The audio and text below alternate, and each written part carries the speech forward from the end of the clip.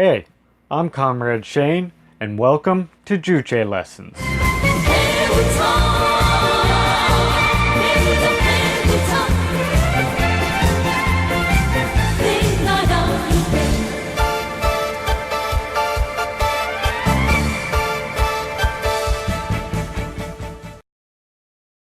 This episode will mark a new chapter in our Juche Lessons series. As of the last episode, we finished discussing the philosophical principles, and now it is time to move on to the socio-historical principles of Juche, which we will begin by defining society itself. In the past, some philosophers observed society biologically as part of the animal world, thus claiming animals also live in society of species. And yet other philosophers regarded society in an idealist way, claiming that natural law or reason controls society. Previous working class philosophies divided society into social being and social consciousness, and attached decisive significance in the former, and also divided social structure into productive forces and relations of production, and into base and superstructure, and put stress in the production of material wealth and economic relations. This contributed to setting up the dialectical materialist view, overcoming the biological materialist and idealist view of society.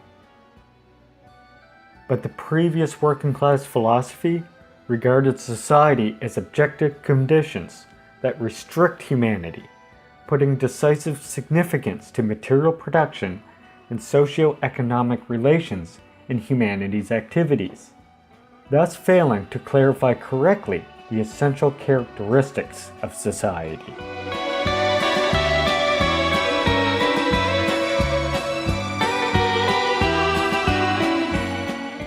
By observing society with humanity at the center, the Juche idea gives the most correct understanding of the essence of society.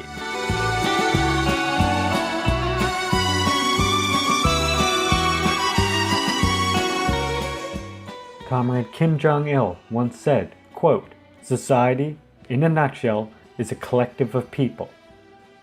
The community in which people live, linked together by social wealth and social relations. This, precisely, is a society." End quote. Along with nature, society constitutes part of the material world. In this context, society has commonness with nature and is included in the material world. But society has essential characteristics that are fundamentally different from nature.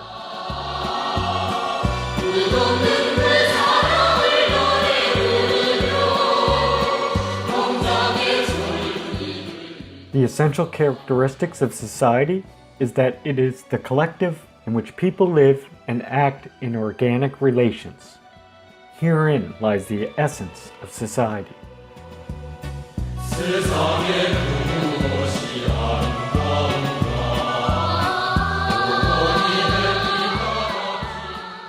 Humanity is a being who lives collectively.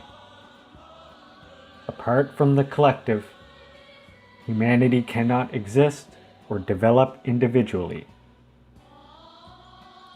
Only in a collective can they acquire independence, creativity, and consciousness and become a social being.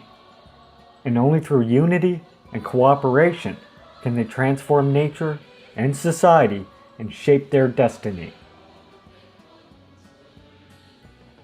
As a result, humanity became a social being with collectivism as an essential demand and was linked in the social collective to form society.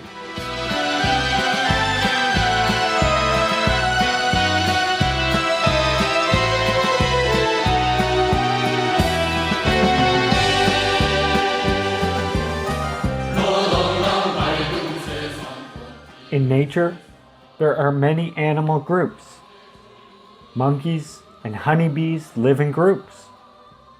Some animals prey upon targets collectively, almost like people. And when danger comes, they send signals to their group, so they live in a certain order. But the collective of people has particular characteristics that are fundamentally different from the groups of animals. The collective of people is formed purposefully and consciously.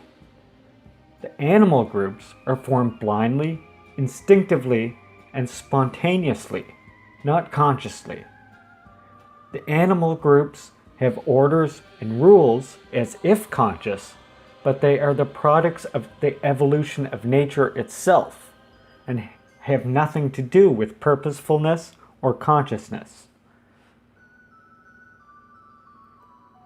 The collective of people, however, is fundamentally different from the animal groups.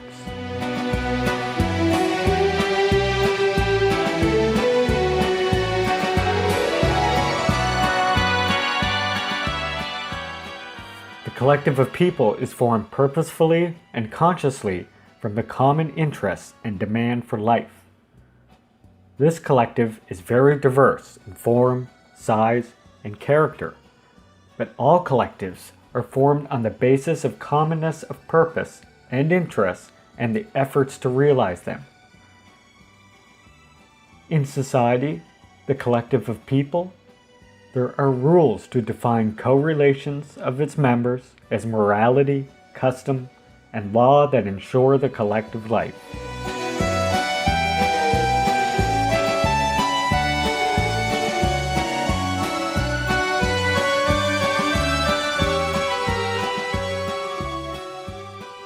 All social collectives, from early peoples' clans to nation-states and international community, are formed purposefully and consciously. Herein lies one of the fundamental characteristics of society that is different from the animal groups.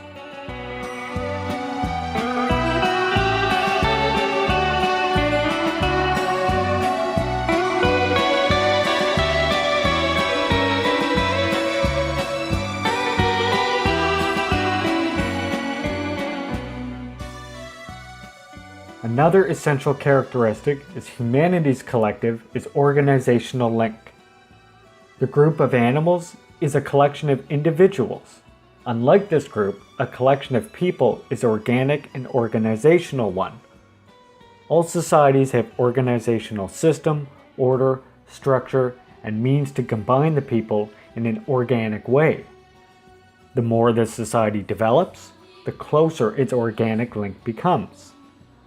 Clans and tribes in the initial period of human emergence developed into collectives such as classes, nations, political parties, and states. And today, in the DPRK, there exists a highly organized social collective that was formed into a social and political organism in which the whole party and people are rallied around the Revolutionary Party and its leader. The essence of society, which is different from the animal groups, is that in society, people live purposefully and consciously in organizational link.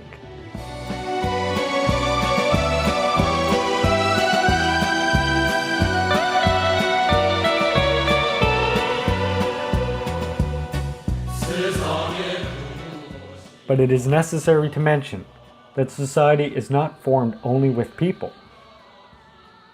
In addition to people, the social beings, there are social wealth and social relations. As the totality of means created and used by humanity, the social wealth includes material wealth and mental wealth. Material wealth is the means of life and production to satisfy people's material demand, such as food, clothing, and clothes. Mental wealth is means to satisfy their mental demand as ideology, morality, science, art, and literature. The social wealth is necessary means for people to live and develop. Only with social wealth can humanity survive, maintain, and develop society and train themselves into more powerful beings.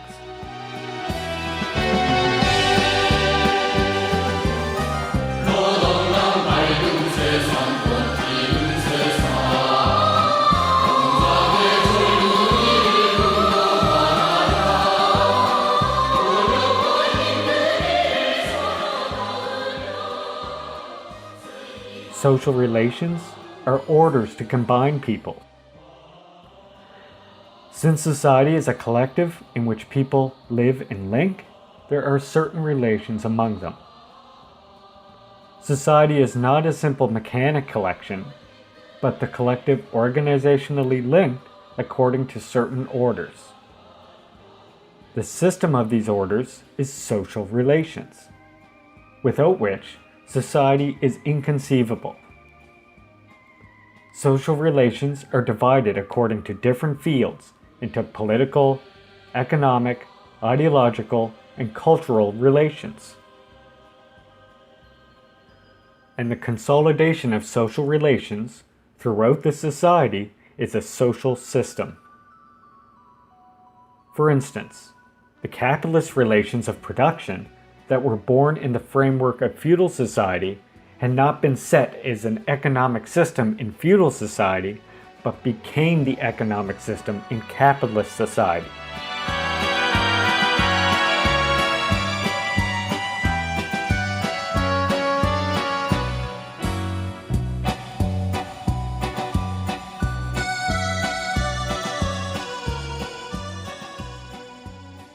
So as you can hear, it is not only humanity, but also social wealth and social relations in society. Why, then, is it defined centering on humanity as the collective in which people live? This is because humanity is master of social wealth and social relations. In other words, the social wealth and social relations are created by humanity and serve them. Social wealth is created and used by humanity. In producing social wealth, material and technical means of course play a big role. According to their level of development, those means substitute humanity's physical and mental strength in producing social wealth. But all material and technical means were made by humanity, and they are used in creating social wealth according to their intention. Their value is decided by how well they serve humanity. Apart from humanity, social wealth is inconceivable.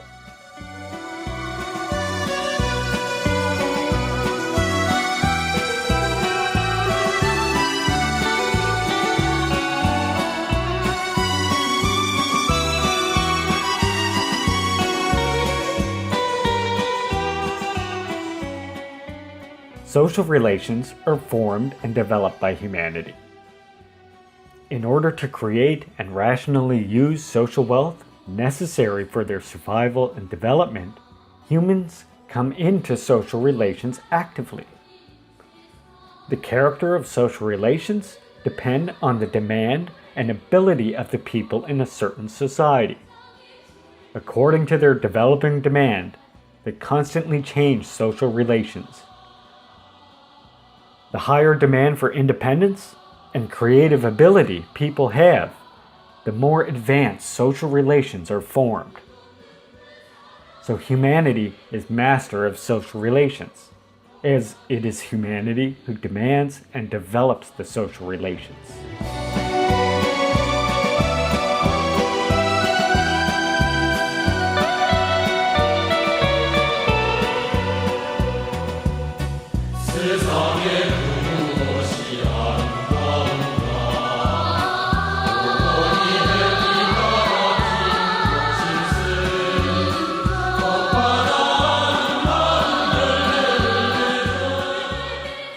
So in conclusion, society has humanity, the social being, and social wealth and social relations. Society is therefore the collective of people in which they live and act. As I mentioned earlier, the Juche idea newly clarified that society is a collective in which people live and act, and thus provided theoretical premise that makes it possible to give a scientific understanding of the essence of society and correctly discover the particular law of socio-historical movement, which we will begin discussing in the next Juche lesson.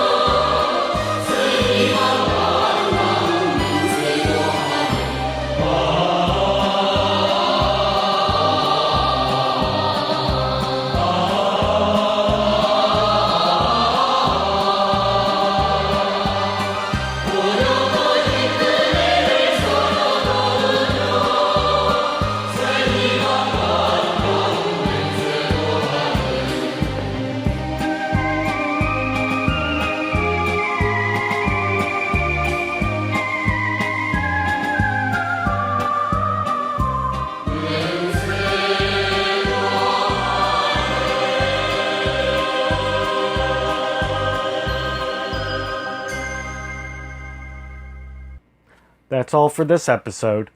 Check out our Facebook and Twitter pages for more Juche and DPRK content, which I will leave links to in the description of this video. If you enjoyed what you saw, please remember to like, subscribe, and share, so we can raise the revolutionary consciousness of the masses. And because I run solely on your motivation and encouragement. Red salute, Juche comrades!